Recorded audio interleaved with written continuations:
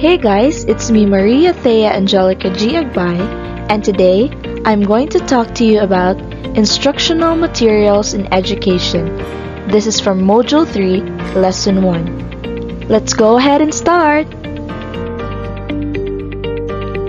The contents of this lesson are as follows.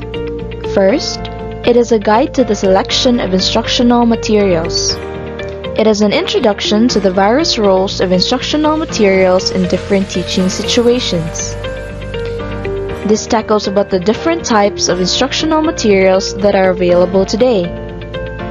This also teaches us about selecting suitable materials for specific purposes. Let us now tackle about the guidance in the selection of instructional materials. In the selection of instructional materials, instructors must be thoroughly familiar with the content of all media used in instruction. They must also select only instructional media that are consistent with student capabilities and learning styles. In the selection, instructional media should also be chosen objectively rather on the basis of teachers' personal preference or bias. Chosen on the basis of their contributions to the learning outcomes. Produced locally by instructor usually make significant contributions to learning. Follow learning activities. And appropriate to the teaching formats being used. Now there are 7 guidelines in selection instructional materials. To mention, first we have purpose, second objectives, third flexibility, fourth diversity, fifth development, sixth content, and seventh guide learners. Now let's dive right into the second content of this lesson, which is about the basic classes of instruction methods and its role. Now we have 3 classes of techniques, and the first, we have individualized instruction.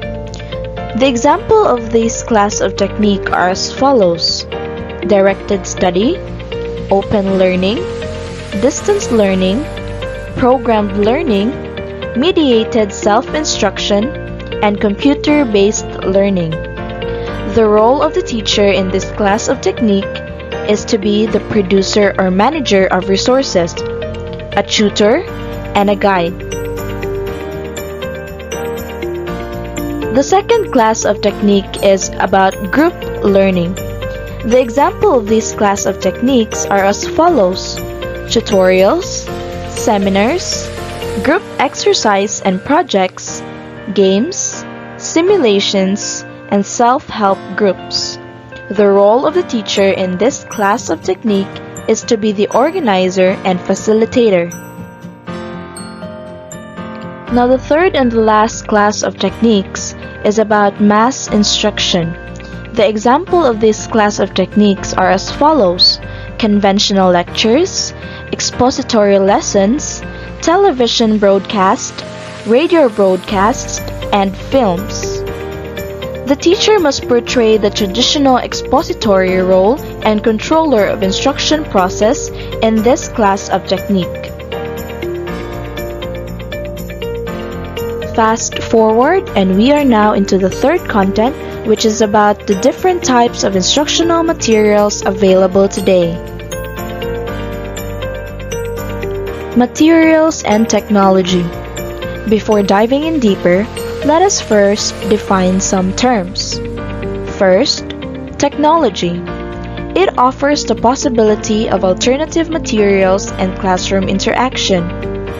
Second, computers. It is the next major technological change being used after the audio and video cassettes. Third, internet. It brings further changes as courses can be downloaded from all over the world. Let us now discuss the types of instructional materials. First, we have the printed and duplicated materials. This comprises all textual and handout materials to be used by students or trainees, which can be gone off in a large numbers of printing machines, photocopiers, and duplicators. Examples of which are books and magazines and newspapers. Number 2 are the non-projected display materials. This allows instruction to move from abstract ideas to concrete experiences. These are visuals that do not need the use of equipment for projection. Examples for these are wall display, banner, and poster. Number 3. Still projected display materials. These are media formats in which text and still images are on an illuminated screen. This enables educators to convey information to large numbers of people at the same time.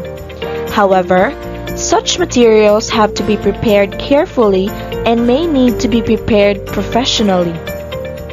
Examples of these are using projectors. Number 4 is about technological instructional media. This is labeled as the newer electronic instructional media. This encompasses all the materials and physical means an instructor might use to implement instruction and facilitate students' achievement of instructional objectives. This may include computer labs, classroom technology, blackboard, and audio and video conferencing, such as Google Meet and ClassIn.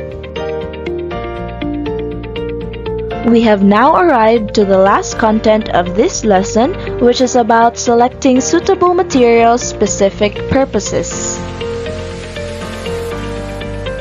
As we all know, there are a lot of online tools for teaching and learning, and we will discuss some of them one by one. We have here Kahoot. Kahoot is a free student response tool for administering quizzes, facilitating discussions, or collecting survey data. It is a game-based classroom response system played by the whole class in real time.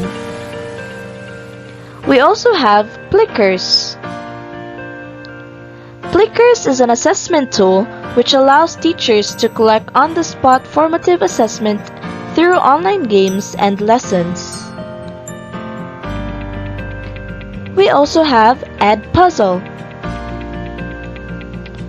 It is a free assessment-centered tool that allows teachers and students to create interactive online videos by embedding either open-ended or multiple-choice questions, audio notes, audio tracks, or comments on a video. Next, we have ClassKick.